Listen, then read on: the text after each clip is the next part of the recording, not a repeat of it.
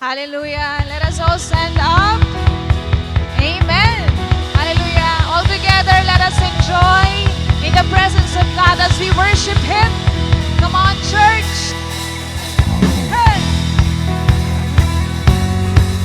Amen. Sino dito excited na siya mag-worship sa Panginoon?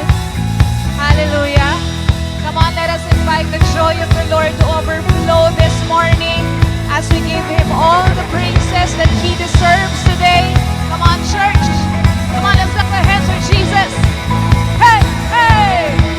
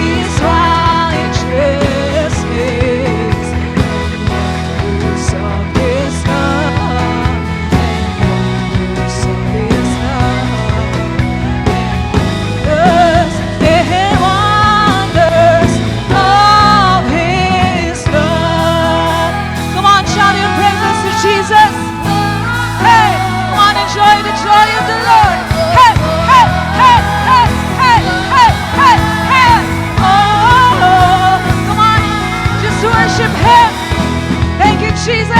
Oh, oh, oh,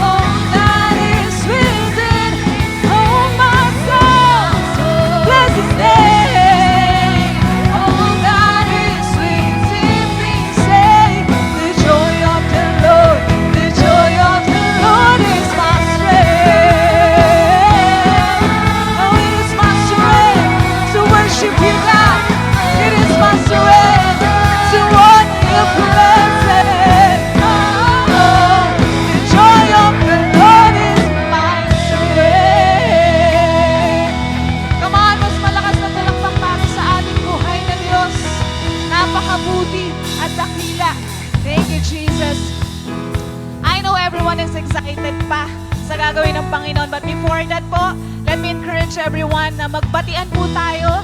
Pwede po tayong umikot para kamustahin ng bawat isa.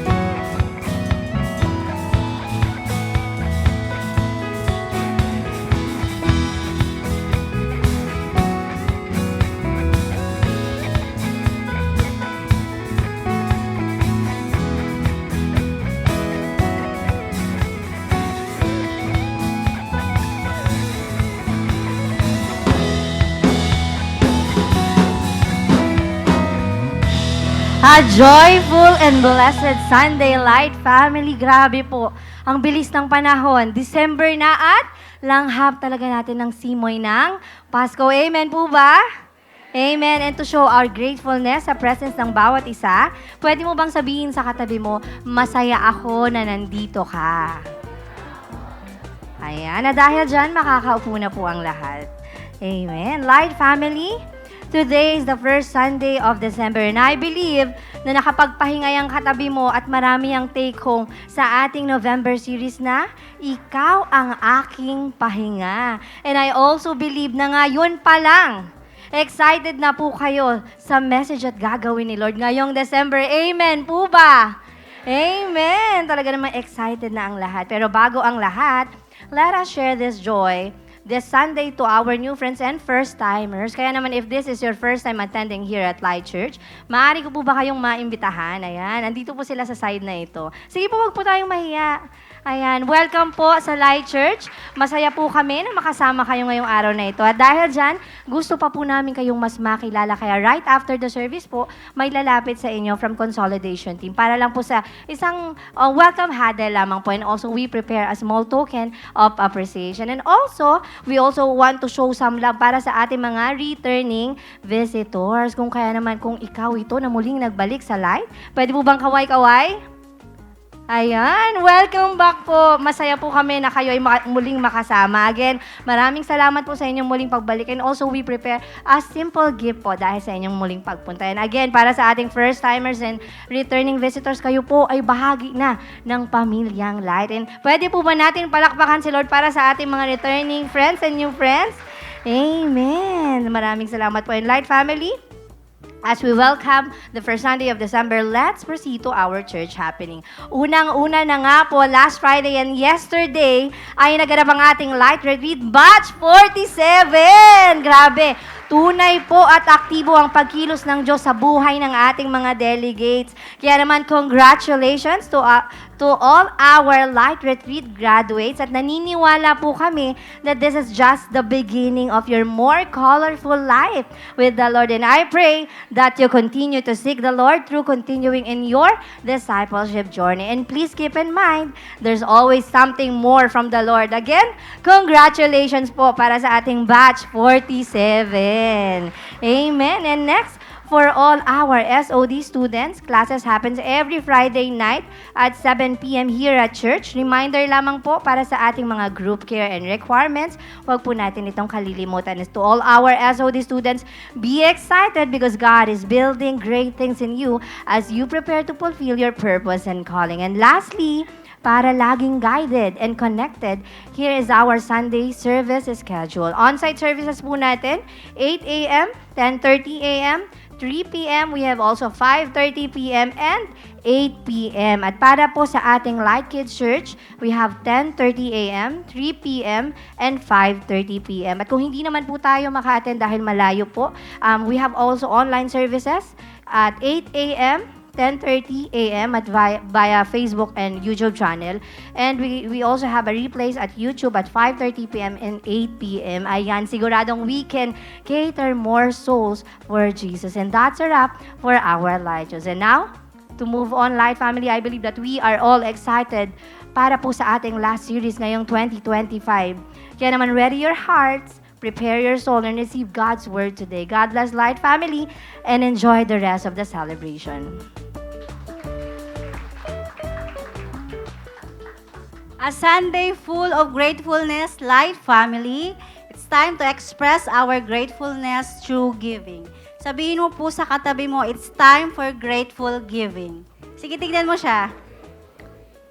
Let me introduce po myself. I am Jovi Lanorio, a young professional, a current working as public teacher, a volunteer sa Kids Church, and a missionary. Naniniwala po ba kayo na giving our best shows our faith? Amen. Let me encourage with this passage in Genesis chapter 4, verse 4. And Abel also brought an offering fat portions from some of the firstborn of his flock. The Lord looked with favor on Abel and his offering.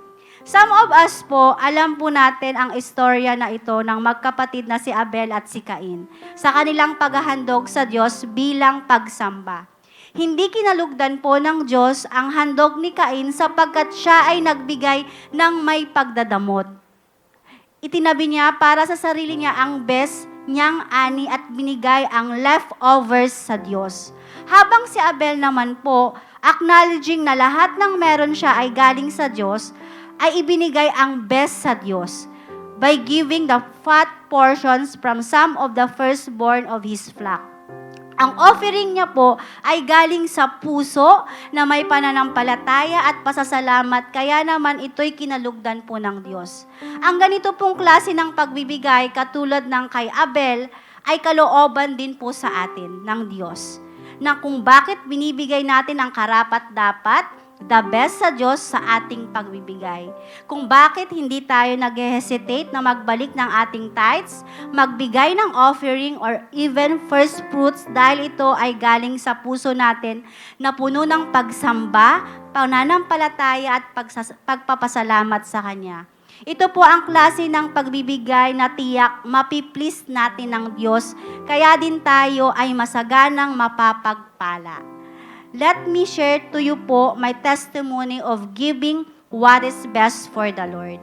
Simula po nung naunawaan ko ang karapat-dapat na pagbabalik at pagbibigay sa Panginoon with faith and gratitude, sinimulan ko ito at nagpatuloy dito kahit na mahirap sapagkat provider din po ako ng pamilya.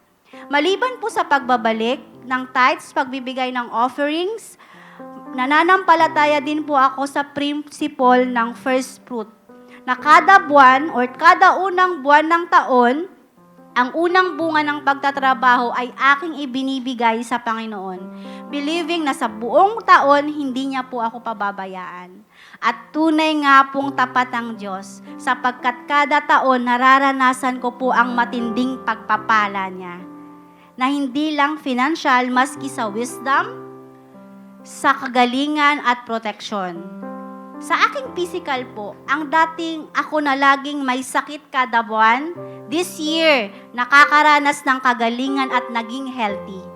Sa aking pamilya na noon, nangangamba sa bagong dumadaan dahil sa dumadaan na bagyo, dahil din po sa kalumaan ng aming bahay, praise God po, dahil nasimulan na pong magpagtayo ng bagong bahay this year, na naging secured place ng aking pamilya sa Pangasinan sa mga nagdaang bagyo. Sige po, palakpakan natin si Lord.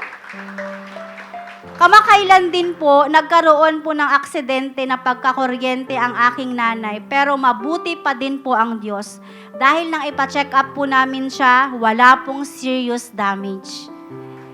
And sa aking career po, na hindi ko ina-expect ngayong taon, ang bilis ng approval. After 6 months po, na-promote po ako from teacher 1 to teacher 3. Palakpakan ulit po natin si Lord.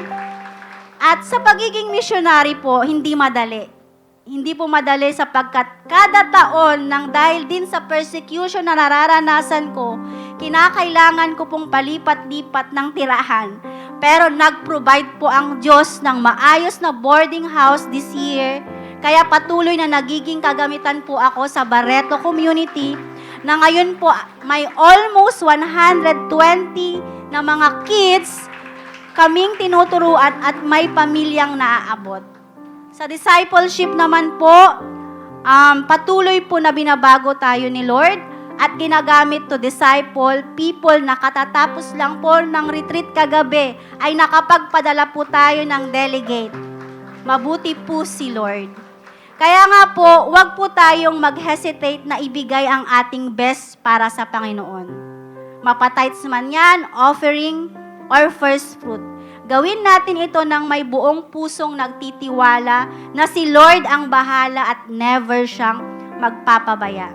Gawin din natin ito na buong puso ding ina-acknowledge na lahat ng meron po tayo ay galing sa Kanya at karapat-dapat siyang mapasalamatan sa pamamagitan ng pagsamba sa Kanya at pagbibigay sa Kanya. At sigurado pong hindi niya tayo pababayaan at patuloy nating mararanasan ang kasaganaan na Kanyang pagpapala at favor sa anumang aspeto. Sige po, manatili po tayong nakaupo at let me pray for you po. Lord, maraming salamat, O God, sa pag-iingat mo sa amin kung saan nandito po kami sa simbahan mo. Lord, salamat po sa panibagong buwan na binigay mo sa amin at pribilehiyo na makapagbigay ngayong araw na to. Lord, i-bless mo po lahat ng magbibigay. Lord God, ano man yung pangangailangan din nila, ikaw yung patuloy na magbigay sa kanila. At naniniwala kami, Lord God, the best is yet to come sa bawat isa. We love you, Lord, in Jesus' mighty name. Amen. Kaya po, let's give. May mga usher po tayo sa paligid kung saan pwede nating ibigay ang ating mga tithes, offerings, pledges. We can also give din po online and send it via bank transfer, e-wallet na naka-flash po sa screen. Patuloy pa po tayong manampalataya sa makapangyarihang gagawin ni Lord sa bawat isa ngayong araw.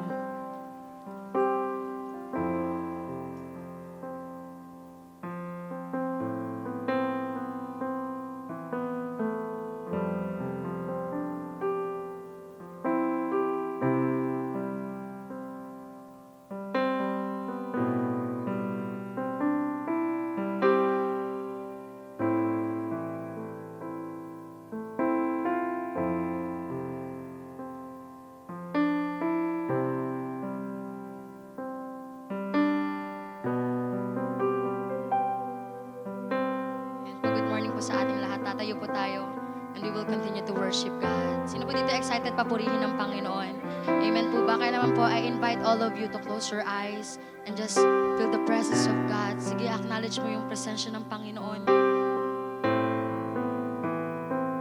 Come on, just acknowledge Him. Jesus, thank you, Lord. And just remember how good our Father is throughout this year. God is so good. When you acknowledge Him as your Lord and Savior, God Jesus. Sige, pasalamatan mo si Lord. Thank Him for everything. God Jesus. We adore your name, God. For you are our Savior, our Redeemer. God Jesus. When you adore God, who is Jesus to you? Sige, sabihin mo sa Kanya, Lord, you are our great Father, Panginoon. You are our world. Jesus. Jesus, we adore your name. You are mighty. You are good, Lord. You are faithful. You are true, God. Forever your name is glorified, Jesus.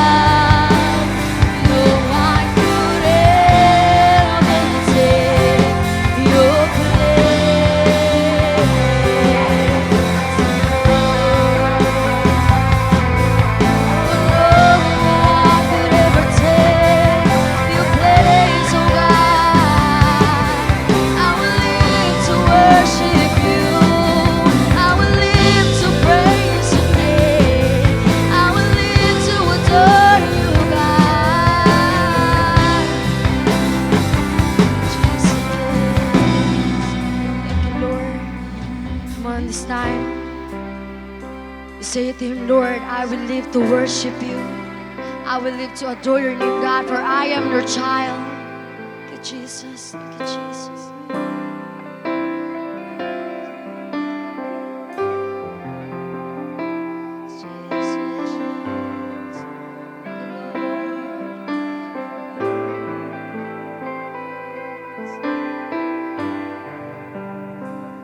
I will live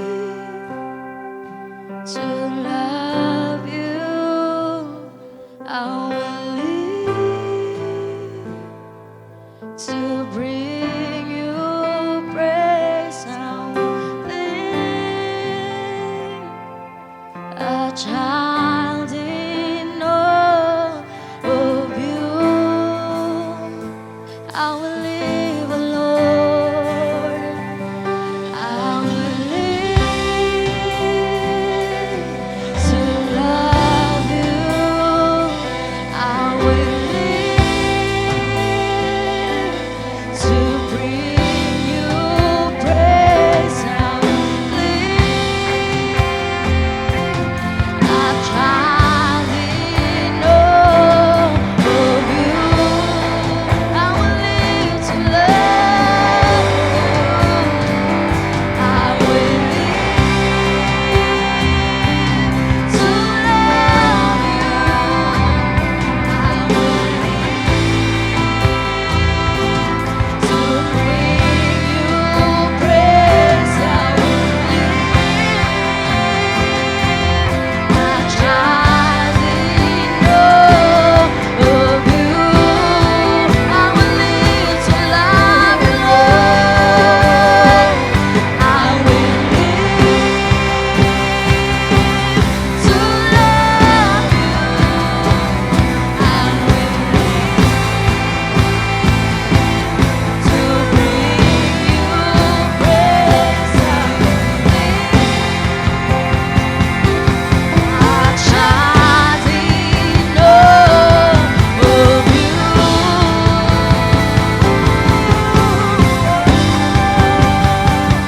You alone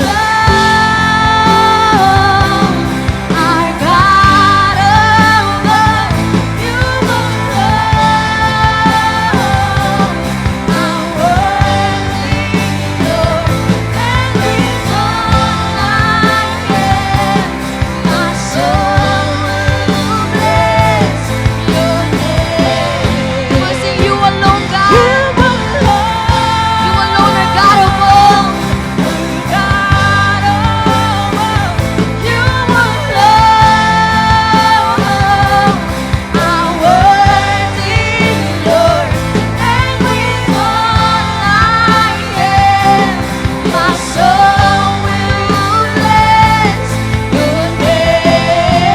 You alone, oh, you are God above. God above.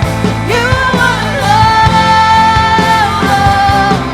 are worthy, Lord, and with all I am, my soul will bless your name. Come on, sing, I will live.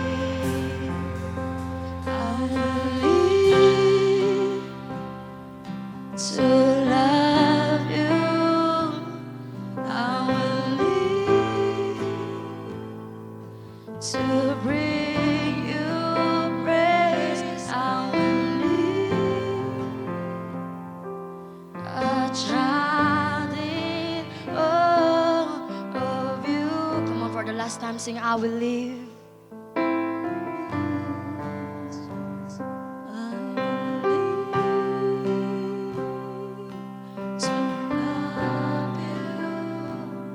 I will live to bring you praise. A child in awe of you. Yes, God. Lord, we are live to worship you, to praise your name, God, to adore your name. Lord, we thank you for everything, God, na binigay mo sa amin. for this privilege, God, to worship your holy name. God, you are good and mighty, Panginoon. Kaya Lord, you deserve all the highest praises, honor, and glory. And in Jesus' name we pray. At ang lahat po ay magsasabi ng malakas na amen. Kaya po palakpakan po natin si Lord.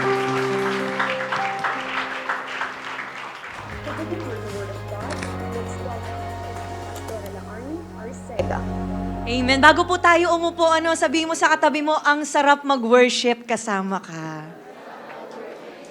Amen. Sige po, makakaupo po tayong lahat.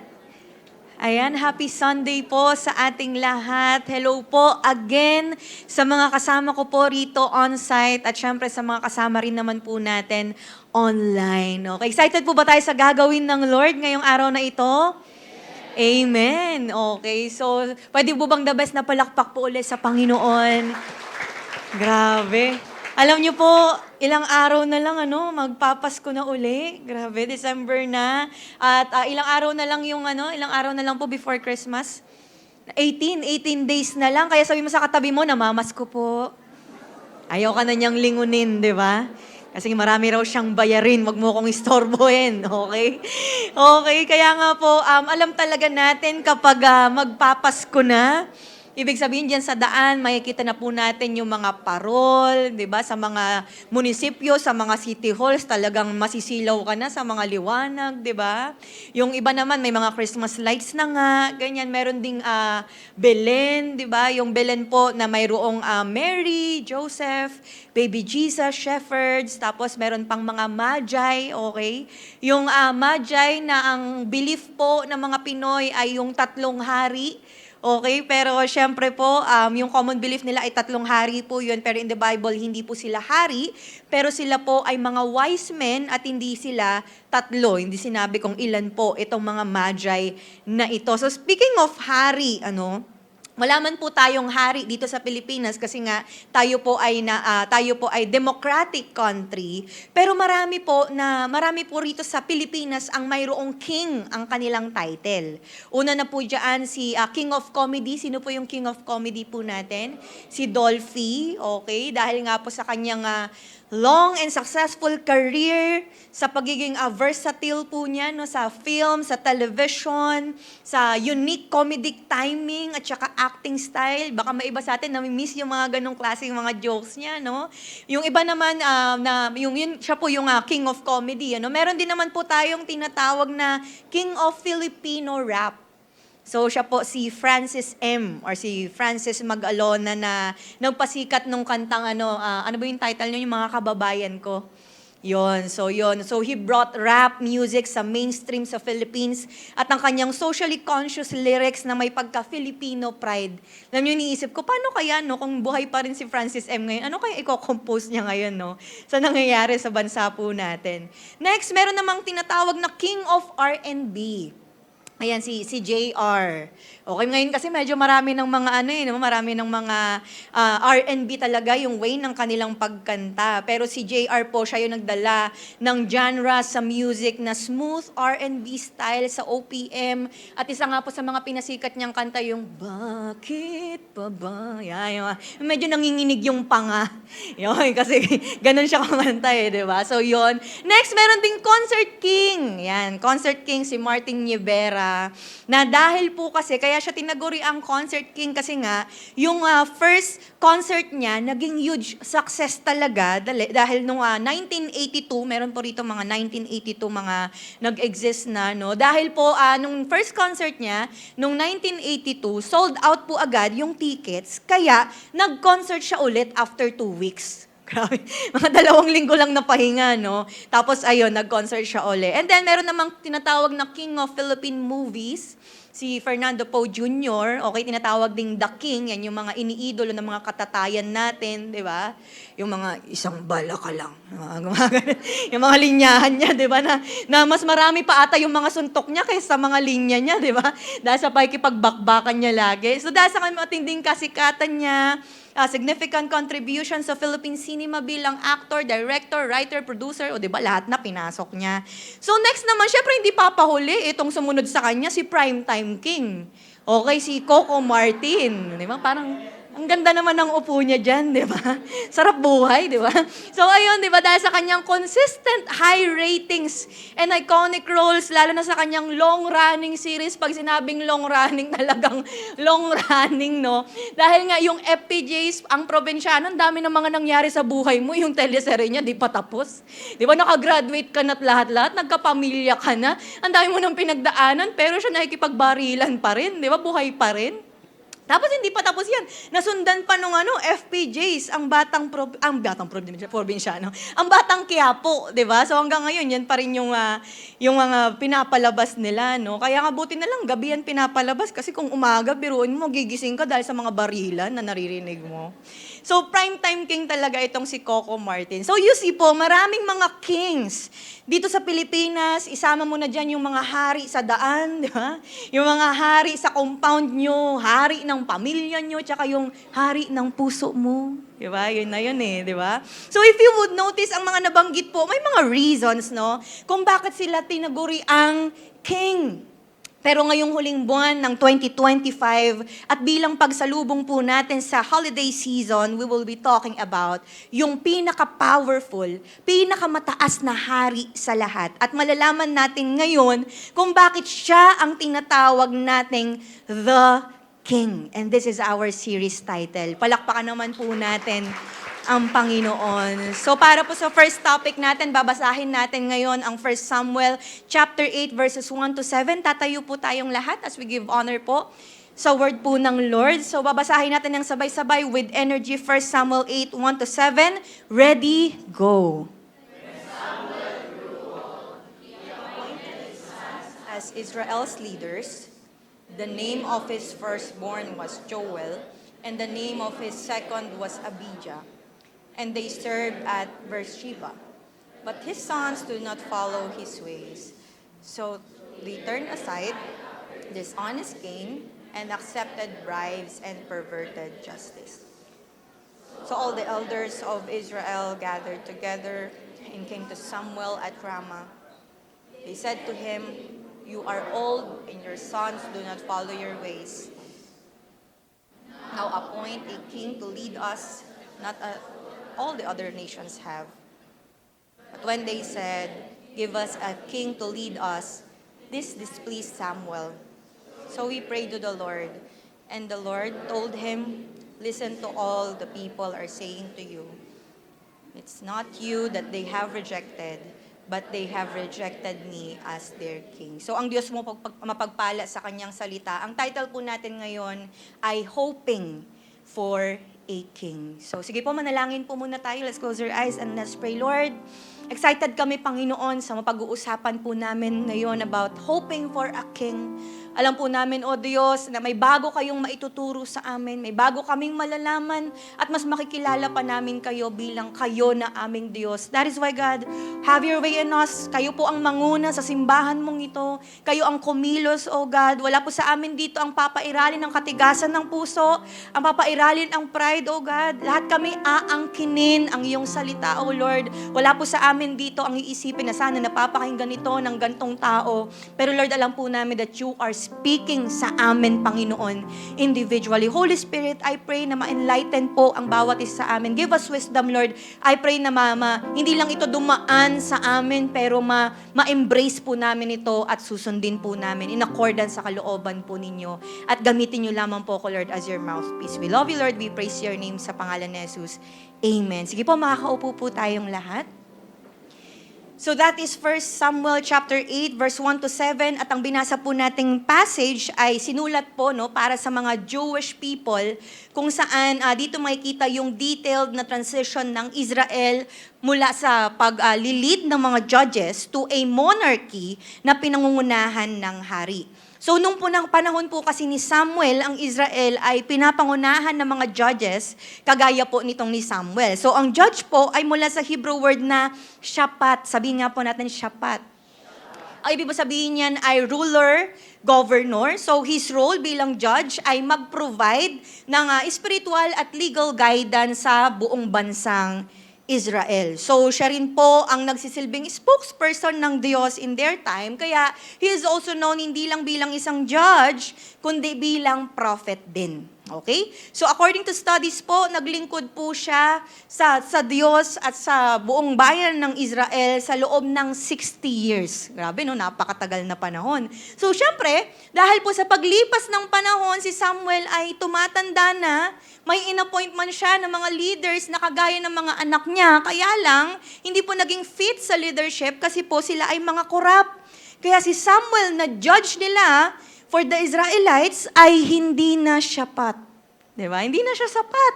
Kaya doon na po lumapit ang mga elders ng Israel kay Samuel in request for a king. Kaya nga po today, no, sa pag-hope ng Israelites ng hari, we will learn about the two types of kings that we will discover in 1 Samuel chapter 8. Excited pa po ba tayo? Sabi mo sa katabi mo, excited na ako. Amen. Dalawang klase ng kings po. Number 1 ay Saul, the requested king. Sabi nga po natin, requested. So 1 Samuel 8:5-6, ang sabi nila sa kanya, "You are old, and your sons do not follow your ways. Now appoint a king to lead us, such as all the other nations have." But when they said, "Give us a king to lead us," this displeased Samuel. So he prayed to the Lord. So para mas maintindihan po natin, no, nung makapasok po kasi ang mga Israelites sa promised land na kaloob ng Diyos po sa kanila, na-encounter nila yung mga labanan ng mga iba't ibang mga lahi na mayroong hari na namumuno sa kanila. Pero sa kanila po, sa Israel, ang Diyos ang mismong nangunguna sa Israel at nagbibigay ng victories sa kanila. No? Kaya lang, dahil nga sa kakulitan nitong mga Israelites, in their time, okay, na pinamumunuan sila ng mga judges, ilang beses silang nasakop ng mga bansang pinamumunuan nga ng mga kings. So dahil dito, nag-start na silang maghangad na magkaroon din ng hari. Okay? Kaya ang request nila kay Samuel, sabi nila, yung king daw, such as all the other nations have. Okay? So ang tanong, Pastora, mali ba na nag-ask sila ng king? Of course not. Hindi po mali yung pag-aas nila ng king. In fact, God intends Israel na magkaroon talaga ng hari. Sinabi na po niya yan sa Genesis 35:11. Sabi niya, "I'm God Almighty. Be fruitful and increase in number. A nation and a community of nations will come from you, and kings will be among your descendants." Okay? So, intention talaga ng Diyos na talagang magkaroon ng hari ang Israel. Kaya nakita rin din niya na darating din yung time na magkakaroon din ng hope or mag-hope itong mga Israelites for a king. Deuteronomy 17:14, ang sabi, "When you enter the land the Lord your God is giving you and have taken possession of it and settled in it, and you say, 'Let us set a king over us like all the nations around us.'" Nakita na ni Lord. Sinabi na rin niya. Kaya nangyari na talaga or alam na talaga ng Lord. Kaya nga dito pagdating sa 1 Samuel, sinabi na nila na gaya ng mga nations sa paligid nila. So mukhang there's nothing wrong with it, pero may malinaw na kasunod po sa Deuteronomy chapter 17. Verse 15, ang sabi, "Be sure to appoint over you a king the Lord your God chooses." So ano ang mali sa pagre-request po nila ng hari? Ang mali ay yung motibo nila. Okay? Dahil sa totoo lang po, mga kapatid, they requested a king. Not because ang gusto nila ay yung man of God talaga na magro-rule sa kanila, pero ang gusto lang talaga nila yung hari na maglilid lang sa kanila. Basta tao ba? Basta ganun lang. Yung hari na gusto nila naglilid mismo sa battle. Okay? So alam po ng Diyos yung heart nila. Kaya ano ang response ng Lord sa kanila, sa seeking po ni Samuel sa kanya?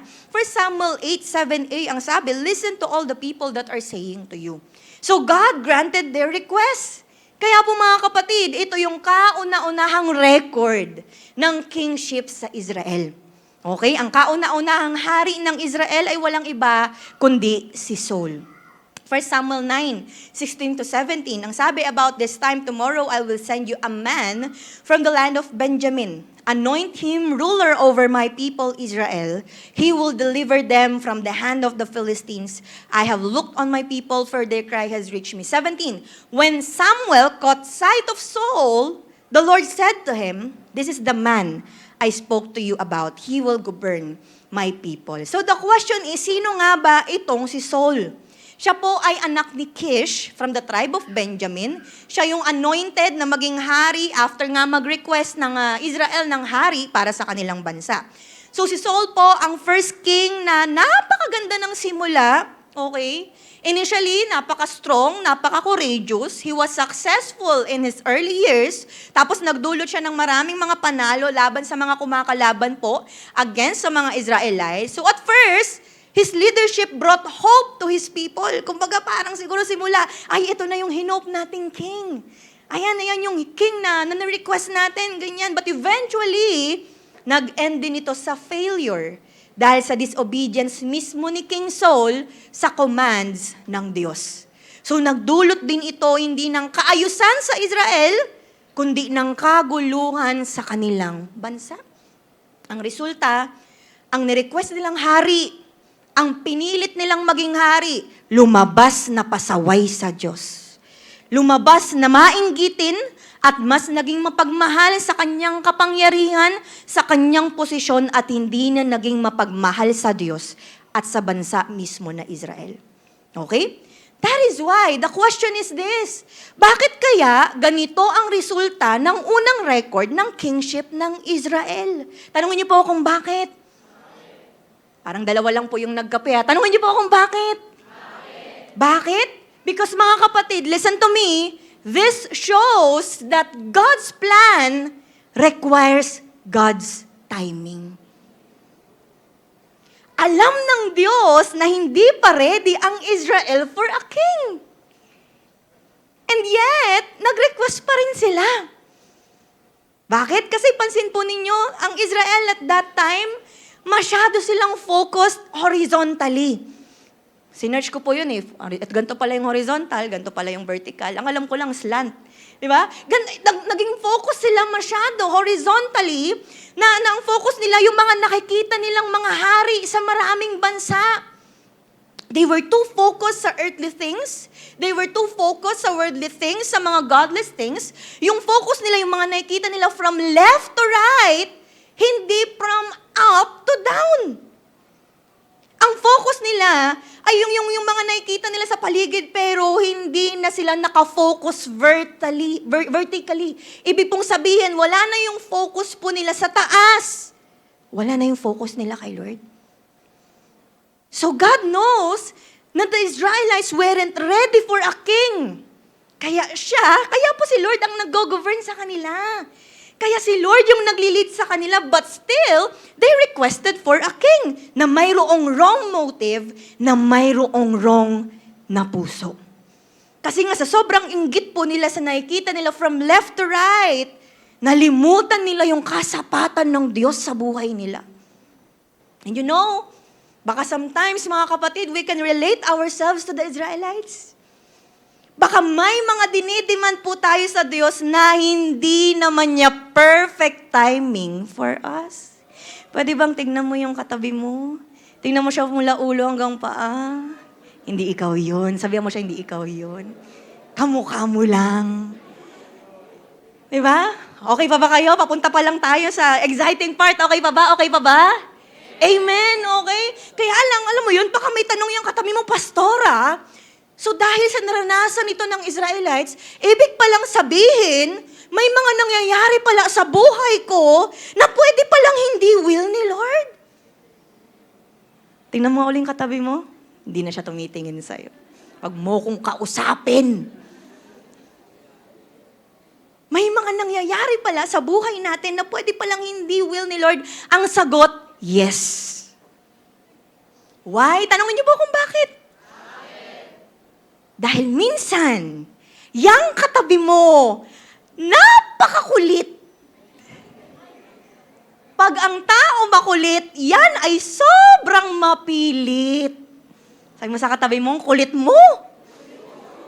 Diba? Dahil sa'yo, ito yung nagiging preaching natin. Okay?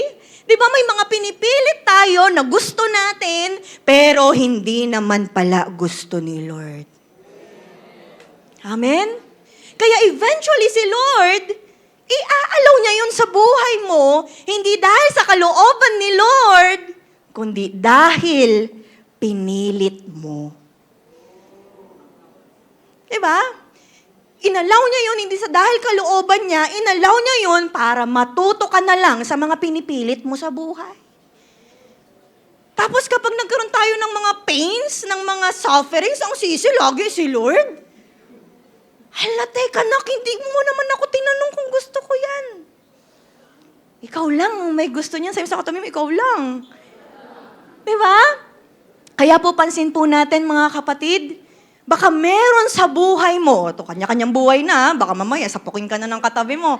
Baka meron sa buhay mo na hindi naman pinili ni Lord, pero gaya ng Israel, pinilit mo.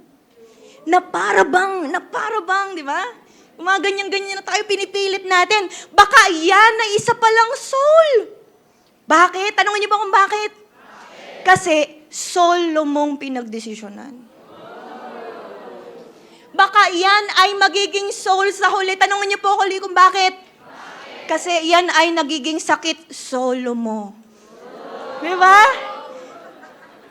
Sabi mo sa katabi mo, baka si soul yan. Di ba, baka may mga pinipilit tayong mangyari sa future natin. May pinipilit tayong mangyari sa pamilya natin, sa trabaho, sa business. May pinipilit ka sa love life mo. Ayan, tama na yung kausap ko. Kanina, mga tahimik sila. Mukhang lahat yun, mga may asawa na di ba? May mga pinipilit sa personal na buhay mo, pero alam mo sa sarili mo na hindi pa timing ng Diyos, kaya lang makulit pa rin tayo. That is why mga kapatid, check natin yung mga sarili natin. Baka meron sa buhay natin, hindi pinili talaga ni Lord, pinilit mo lang. Di ba nakakatakot na may kakausapin kang tao, akala mo yun yung nilaan sa'yo ng Lord, tapos sa marriage vow ninyo, pag-uusapan ninyo, ako nga pala ang pinilit mo. Mali. Di ba? May T pala sa dulo, hindi pinili. Ako nga palang pinilit ni Lord. Napilit lang, di ba? So ayun, di ba, nakikita po natin na bakit nauuwi sa pilitan? Bakit nauuwi sa pagpilit kay Lord? Sabi mo sa katabi mo, naiinggit kasi. Di ba, naiinggit tayo sa mga nakikita natin sa paligid. Nakikita mo yung iba, nagpa-prosper na. Diba? Nakikita mo yung iba, umaasenso na. Nakikita mo yung iba talagang sumasukses na. Tignan mo lang sa social media mo, ang dami mo ng mga kinakainggitan. Ang dami mo ng mga sinasana all, diba? Ang dami mo ng mga kinakainggitan. Yung iba, nakikita mo, hindi na kailangang ipilit ang 500 sa Noche Buena. Yung iba, kaya na nila kahit 501. Diba? Alam mo yun, nakikita mo sa paligid mo na they are blessed sa buhay may asawa. Kaya ikaw gusto mo rin, ikaw ganun. Tanungin mo yung katabi mo, nainggit ka, be? Di ba?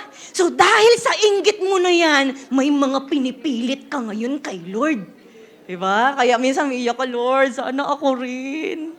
Di ba? Sana bago matapos ang taon na to, ASAP, Lord. Diba? May mga ganyang kapakailan, madaling-madali.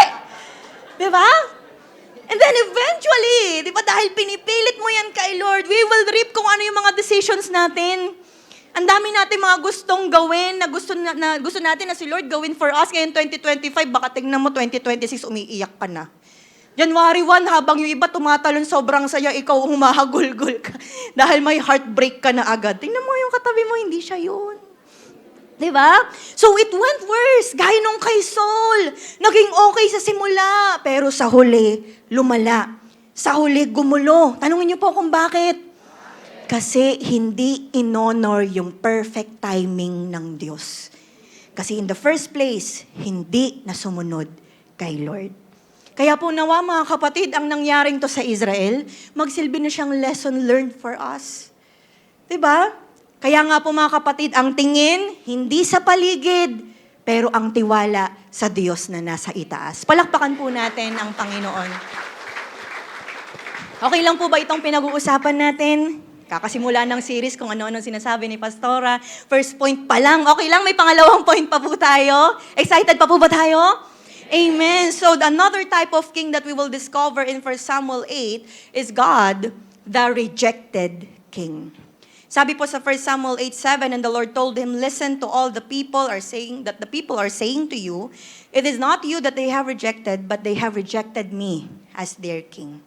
Sa Pinoy version, ng sabi ng Lord sa kanya, gawin mo ang lahat ng gusto nila.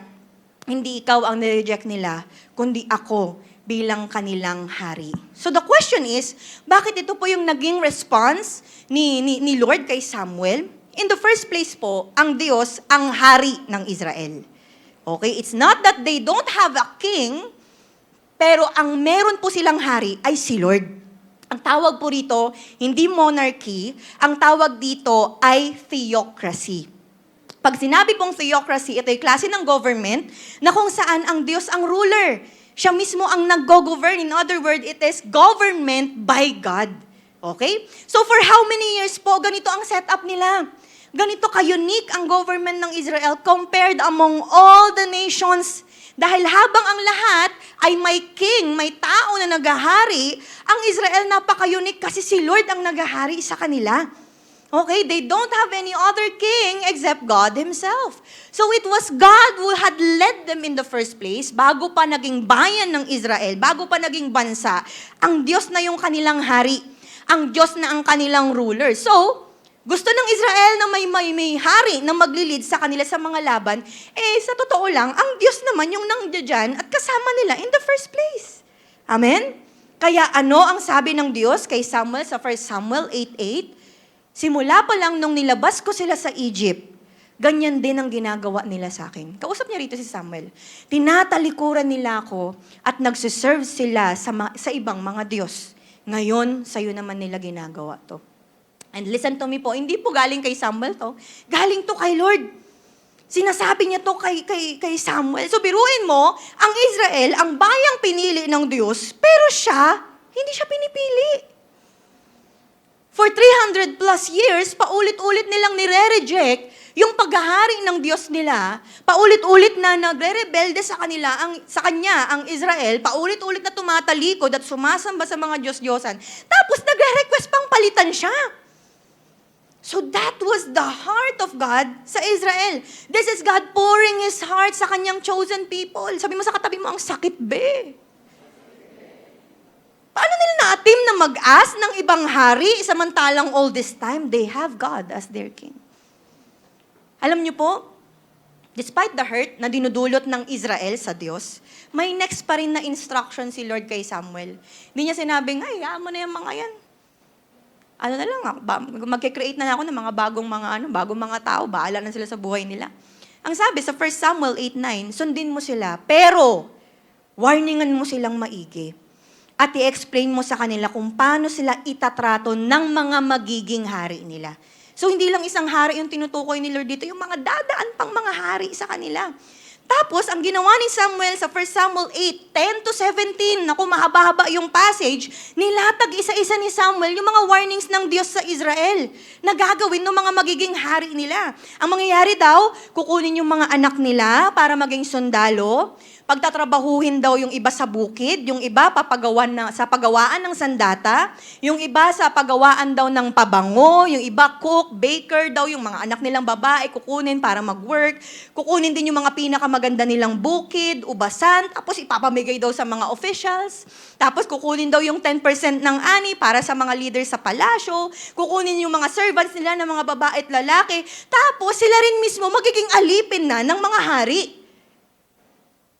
Tapos, ang nakakatakot pa, yung sinabi ni Samuel sa verse 18, ang sabi niya, pagdating ng araw na yon, irereklamo nyo ng todo kay Lord, ang haring kayo mismo ang pumili. Pero, di kayo papansinin ni Lord. Magrereklamo daw sila. So, ang dami po ng sinabi ni Samuel sa kanila, pero anong sagot ng Israelites? 1 Samuel 8:19-22, kaso di pinakinggan ng mga tao ang warning ni Samuel. Sabi nila, basta! Parang may pagka-spoiled brat yung dating, di ba? Minsan ba nagiging prayers mo yan kay Lord? Alam mo yung nagde-devotion ka, tapos may iba kang gusto, tapos may mga warnings sa'yo si Lord. Ang sagot mo, Lord, basta! Sabi siguro nila, ay, attitude si Be. Parang siya na yung Diyos ko. Alam mo yun? Minsan parang may mga pinipilit tayo, basta! Di ba? Sabi nila, basta gusto namin magkaroon ng hari para maging tulad kami ng ibang bansa. Gusto namin magkaroon ng hari na namumuno at mangunguna sa pagsalakay sa mga kalaban. Verse 21, after marinig ni Samuel ang lahat ng sinabi ng mga tao, sinabi niya rin yun kay Lord, tapos sabi ni Lord, gawin mo ang mga gusto nila. Bigyan mo sila ng hari. Alam niyo yung nakakatakot sa lahat? Kapag ganyan na mag-respond sa atin si Lord. Akala natin, yes, pinagbigyan ako ni Lord. Yes, dumating tong taong to. Yes, ito yung mga pagpapala ni Lord. Yes, ganto, ganyan. Di natin alam yun pala yung papalo sa atin. Akala mo pagpapala, yung pala pagpapalo. Sabi mo sa katabi mo, ni. Diba? Yun yung nakakatakot kapag sumagot si Lord. Dahil makulit yung katabi mo, pinilit na lang at nireject ang Panginoon. Alam niyo po yung mga consequences ng pag-reject ng mga Israelites sa paghahari po ng Lord? Ang daming mga empires na sumakop po sa kanila. Una na dyan yung Assyrian Empire. Sinakop sila ng Northern Kingdom sinakop nito yung Northern Kingdom ng Israel noong 722 BC. Okay, tingnan niyo pag-history, naantok na yung katabi mo. Diba? So sabi 2 Kings 17, may kita po doon na kaya sila in-invade ng Assyrian dahil po sa pagsasamba nila sa mga Diyos-Diyosan, pagtalikod nila kay Lord, consequences ng hindi po nila pagsunod kay Lord. Hindi lang Assyrian, meron ding Babylonian Empire. Under po yan sa paghahari ni Nebuchadnezzar II ng Babylon, ginamit ng Diyos si Nebuchadnezzar bilang agent ng kanyang judgment sa idolatry at rebellion ng Israel against him. Tapos during 607 to 586 BC, si Nebuchadnezzar yung nag-lead para patayin ang mga Israelites. Umabot na sa ganun. Dinestroy yung Jewish temple, hinuli yung marami pang mga Israelites, at nangyari po ito sa loob lang naman ng 70 years. Nakakalungkot kung tayo po doon, nag-exist tayo sa first year na pagsakop ng Babylonian, mamamatay din tayo na sinasakop pa rin, kawawa. Next, meron pang Persian Empire. Sa kabila ng maraming years na paghihirap nila sa mga Assyrian at Babylonian, may ginamit naman po ang Diyos para mapalaya ang Israel, at yun ay sa pamamagitan ni Cyrus the Great na nag-reign sa Persia between 539 to 530. Hindi po pangalawa, hindi pangatlo, kundi Persia. Diba? So yan ang ilan lamang sa part ng history ng Israel buhat nung nag-decide sila to reject the Lord as their king. Kaya po nagresulta ng pagkadurog sa kanilang bansa sa matagal na panahon. So since they rejected God as their king, maraming mga hari sa kanilang nagpahirap, umalipin at nagwasak sa kanila. And ironically, akala nila yung hari na pipiliin nila ang magiging way for them to be prosperous, ang magiging way for them to live in peace, ganyan. Yun pala yung magpapabagsak at sisira sa kanila. Yung mga dumaan na hari sa kanila na pinili nila, akala nila sila yung makakapag-control, yun pala sila yung kukontrolin at aalipinin. Kaya po mga kapatid, isa lang po yan sa mga matinding halimbawa ng hindi magandang epekto kapag hindi tayo nagtiwala kay Lord. Kapag ang mas pinairal po natin, sarili nating pagpili. Sabi mo sa katabi mo, ikaw na naman. Ang ganitong resulta ng mga sariling pagpili ay bunga lang po ng hindi pagtitiwala kay Lord. At ito ay makikita po natin mula sa mga maliliit na bagay sa mga personal na buhay natin hanggang sa mga malalakihang resulta ng pagpili mo para sa pamilya mo, pagpili mo para sa bansa, pagpili mo sa mga community or sa ano pa mang aspeto ng buhay natin. Kaya lalo na po sa bansa po natin na isang democratic country. Diba? Kaya po pansinin nyo sa bansaan natin, madalas ang boses ng tao yung pinapakinggan po natin kasi akala natin, mas alam natin yung tama at mabuti. Tama po ba? Pero ang resulta ng mga pinipili po natin ay di kalaunan nagre-result yan ng mga disasters at nakakalungkot na epekto. Kaya pansin po ninyo, marami mga tao ngayon nagsisisihan. Tingnan mo nangyayari sa bansa natin dahil yan sa mga binoto nyo. Diba? Nagsisisihan na tayo. Diba? Kaya kung inakala natin na tama lang na alisin si Lord sa equation ng buhay mo at para makapamili ka ng malaya, nagkakamali ka. Sabi sa katabi mo, nagkakamali ka. Why? Kasi po, ang totoo niyan, ang pinakamalaking pagkakamali na pwedeng gawin ng tao ay i-reject ang kingship ng Diyos sa buhay niya. Akala ng iba, ay, kapag hindi ko sinunod si Lord, malaya na ako. Ay, di na ako pupunta sa church kasi sa church, dami mga corrections, ang dami mga tinitira, lagi na lang akong pinapatamaan ni pastora. Pag hindi ako umattend doon, naku, malaya na ako. Ay, kapag hindi ako sumunod sa mga leaders ko, hindi ako sumunod sa mga magulang ko, maglayas na lang ako, ay, naku, malaya na ako. Sabi mo sa katabi mo, mali. Ang totoo, yan ang simula ng mga bagay na kinakatakot nating mangyari. Dahil yung pag-alis sa kingship ng Diyos, pag-alis mo rin sa protection niya. To reject God is to reject His protection. To reject Him is to reject His good plan for you. Ang i-reject mo si Lord ay i-reject ang tunay na buhay. Kaya nga, akala natin kapag usapang rejection kay Lord, ay, desisyon ko naman to, buhay ko naman to. Parang okay lang kahit yung ibang tao sumunod kay Lord, ako hindi. Alam mo yun, may mga ganun tayong mga nagiging mindset, pero sa totoo lang, hindi lang ikaw yung affected. Affected din pamilya mo. Affected din yung mga magiging anak mo. Affected din yung next generation natin. Gaya ng nangyari sa mga Israelites. Kaya po mga kapatid, nawa, matuto na po tayo sa mga nangyari sa Israel. Balik po tayo sa pagtitiwala at pagpapasakop sa pamumuno ng Diyos. Kasi alam natin, alam niya mismo kung saan tayo dapat dalhin sa buhay na to. Sabi sa katabi mo, alam ni Lord. Palakpakan po natin ang Panginoon. So bilang panapos po, ano po ulit yung dalawang klase ng hari na madidiscover natin in 1 Samuel 8? Una, Saul, the requested king. At pangalawa, God, the rejected king. Alam niyo po, sa kabila ng kapasawayan ng bayan ng Israel towards God, still, the Lord showed mercy. He showed His compassion sa bansang Israel. Kasi liban sa mga sinabi po niyang mga warnings, still, di pa rin nga sumunod ang Israelites. O kaya may ginawa pa rin plano ang Diyos para maligtas at mapalaya ang Israelites. Dahil after mag-fail ng paghahari ni King Saul, ang siya namang nag-lead sa pag-anoint kay David na sumunod na hari ng Israel. Si David, na true man of God, son of Jesse, mula sa tribe ni Judah, na naging determined to serve as a faithful ruler and obedient servant ng Diyos. At ano po yung naging prophecy dito kay David? Ang sabi ng Diyos sa kanya, 2 Samuel 7:16, "Your house and your kingdom will endure forever before me. Your throne will be established forever." Sabi nga po natin, forever. Mga kapatid, actually, ito po hindi tumutukoy kay Haring David, kundi sa darating na hari na magmumula sa kanyang lahi. Isang klase ng hari na walang katulad, hindi kailanman mabibigo o papalya. And this king ay Diyos na nagkatawang tao, tinawag na from the root of Jesse, son of David, and that is Jesus Christ. Palakpakan naman po natin ang Panginoong Jesus. Si Jesus Christ po na Messianic King from the line of David who would establish an everlasting kingdom. At ngayon, yung sino man po na ibibigay yung buhay niya sa Panginoong Jesus upang gawin siyang hari ng kanyang buhay, ay makakaranas ng pamumuno ng Diyos na may kahusayan, may kapayapaan, may kaayusan, at laging patungo sa ikauunlad ng kanyang pagkatao. Kaya this is my question, mga kapatid.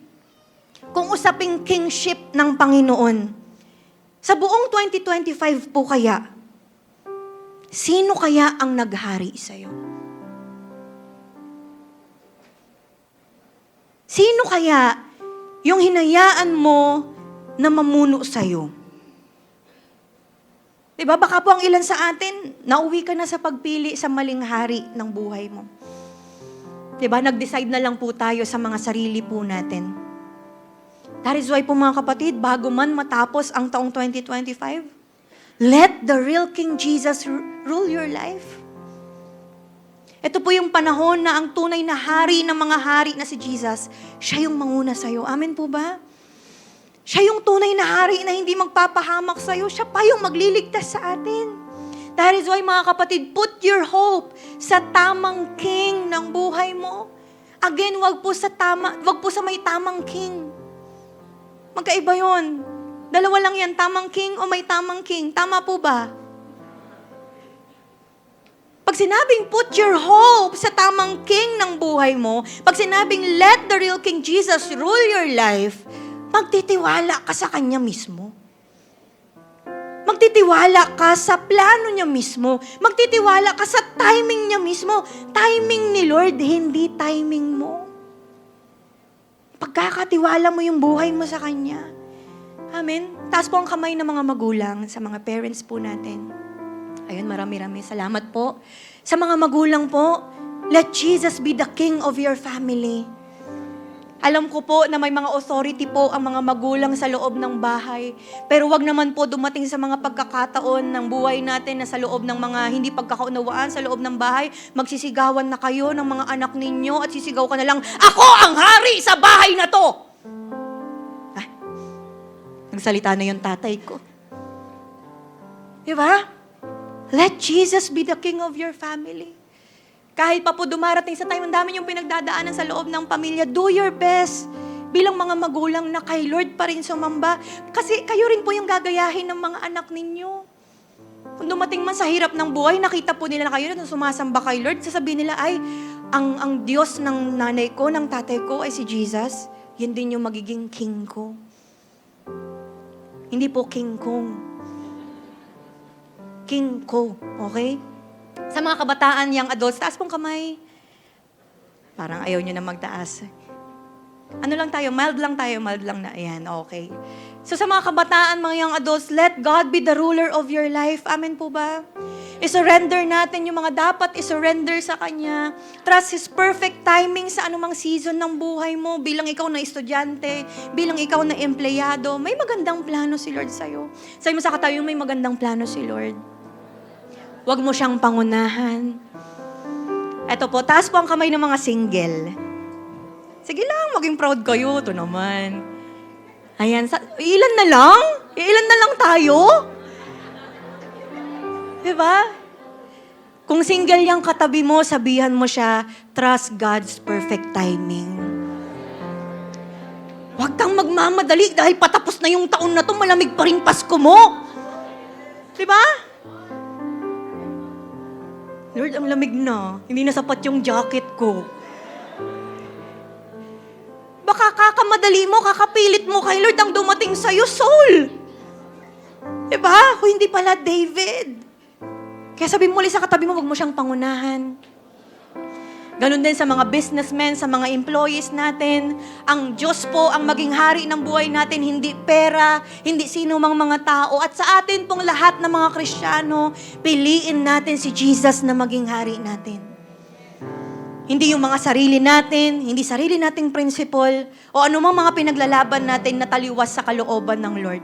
Honor Him and submit to Him. Magpasako po tayo sa tunay na hari. Amen po. Huwag po tayo yung maghari-harian sa buhay natin. Find your full satisfaction and contentment sa Kanya. Mga kapatid, hayaan naman po natin na magpakahari si Lord sa buhay natin. Alam mo yun, baka ngayon nakikita natin na kumikilos ang Diyos sa buhay natin. Ano pa yan may mga times na may mga nilalaban pa tayo kay Lord. How much more kapag binigay mo talaga yung full force na pagpapasakop mo sa Diyos mismo. At hinayaan mo na, Lord, ikaw na yung maging hari ng buhay ko. Ikaw na maging hari sa finances ko. Ikaw na maging hari sa pamilya ko. Ikaw na maging hari sa mga relationships ko, sa personal na buhay ko, sa trabaho ko, sa school ko, or saan pa man. Asahan mo, sa pagpapasakop mo, si Lord ang bahala sa'yo. Palakpakan po natin ang Panginoon. Tatayo po tayong lahat. Can we all stand sa mga oras na to?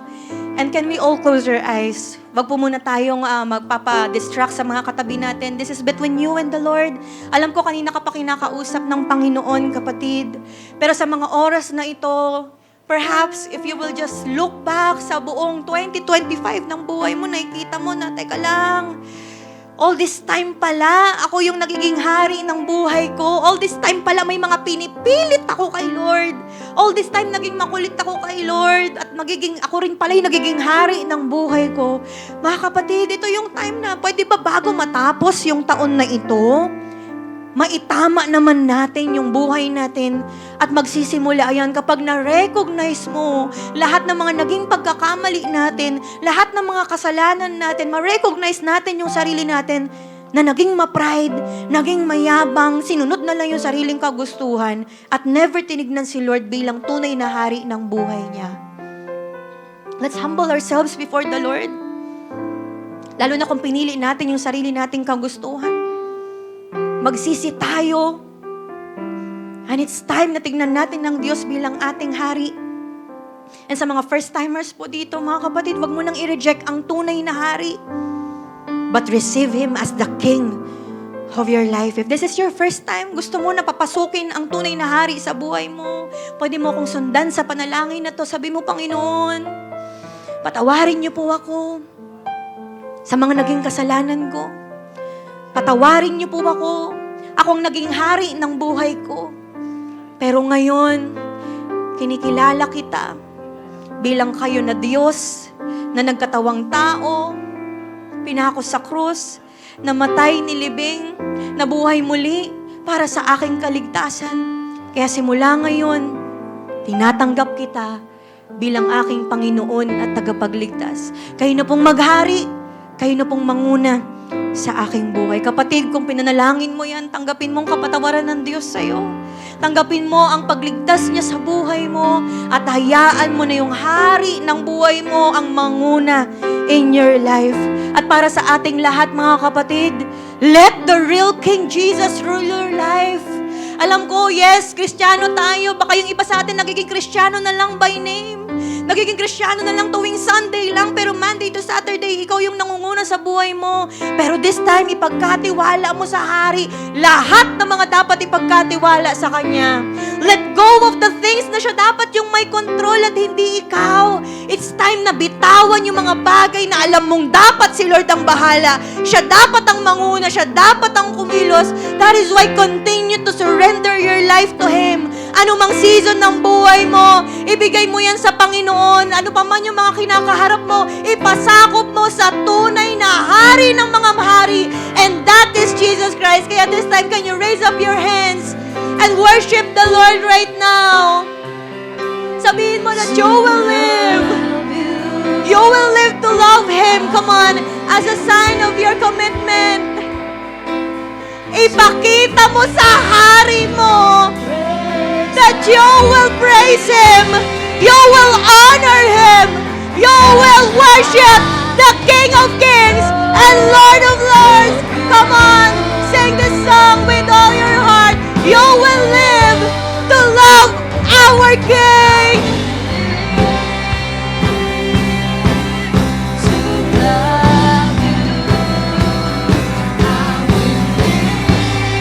Come on, ibigay mo ang nararapat na pagsamba sa hari ng buhay mo.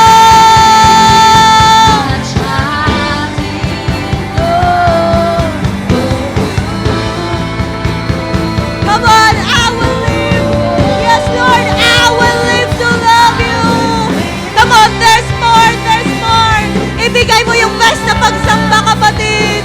Ibigay mo na lahat kay Lord.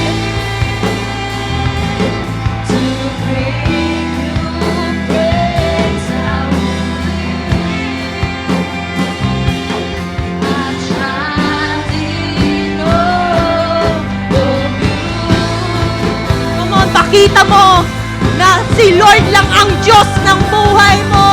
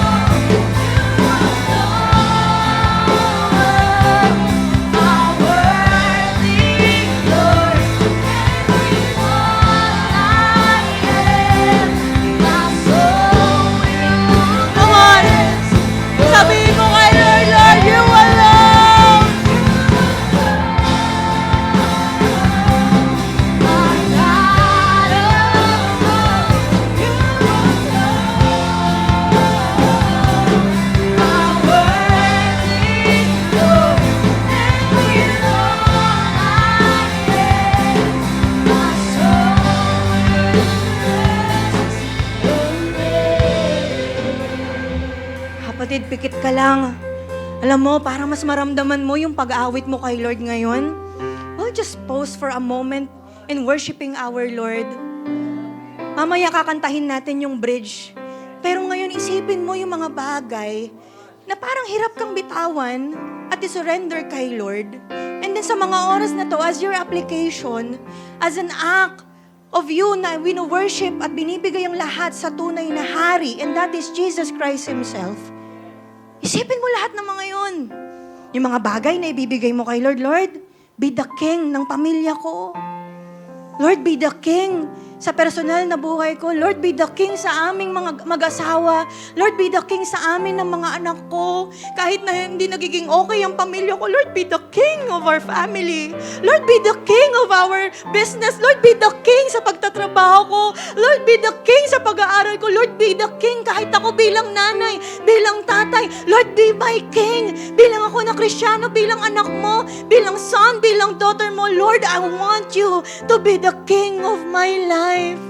You alone are the God of all. Kapatid, isipin mo lahat ng mga bagay na yon. Tapos as you worship the Lord ngayon, ibigay mo yun sa Kanya. Habang kinakanta mo ang part na to, that you will say to Him, Lord, tunay nga, Lord, that you alone. Come on, sing this song. While you are in tears, you can sing this song habang sinusuko mo lahat kay Lord. Hindi ko alam kung ano ang meron dyan sa heart mo, but you can give it all to God.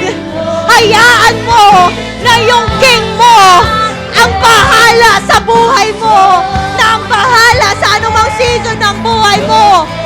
Come on. Yes, Lord, you alone.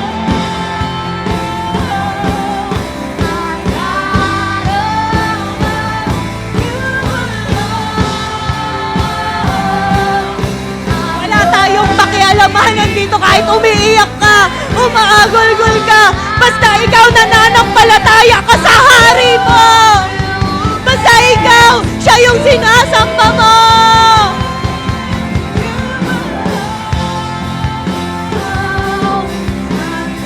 Oh, come on.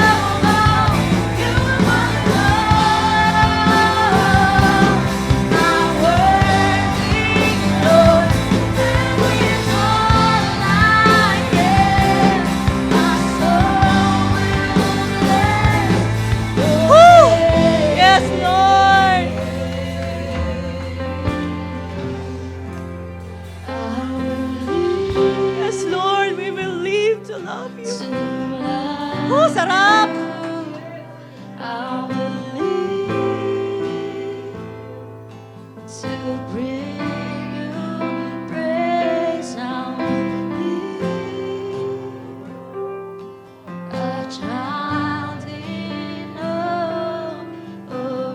Come on, for the last time, sing with all your heart. Yes, Lord, I will live. I will live.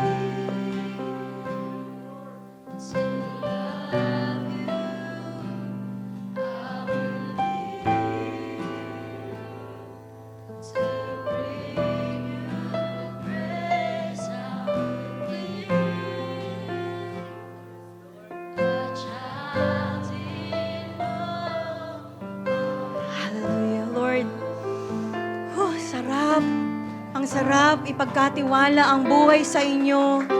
Ang sarap, Lord, ibigay lahat ng mga dapat pinagkakaloob namin sa inyo. Come on, pasalamatan mo si Lord.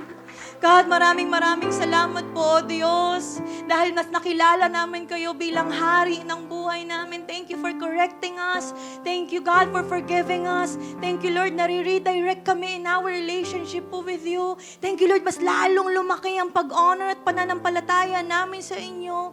Come on, kapatid, magkaroon tayo ng personal prayer. Commit kay Lord on trusting to Him more. Lord, kami bilang mga anak mo, mas lalo kami magtitiwala sa iyo. Mas lalo kami mananampalataya sa iyo, Lord. Lord, hindi kami mauuwi sa pagiging maiinggitin.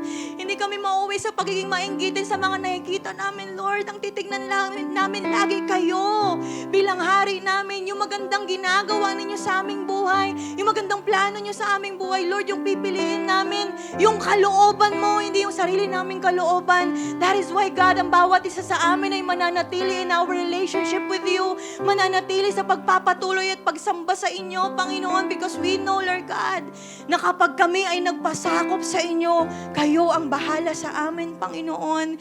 Continue to be the King of our lives. Hallelujah. Kaya this time, oh God, alam ko po na nagsasama-sama rin kami rito.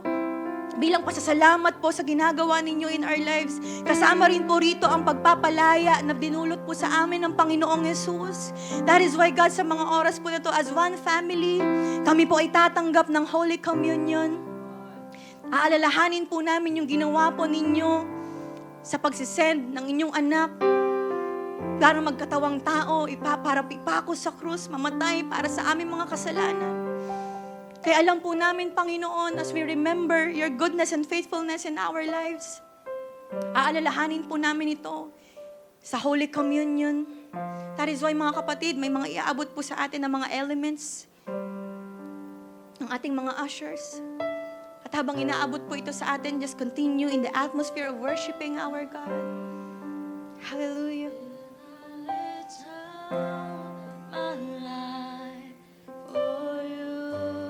Continue to thank the Lord.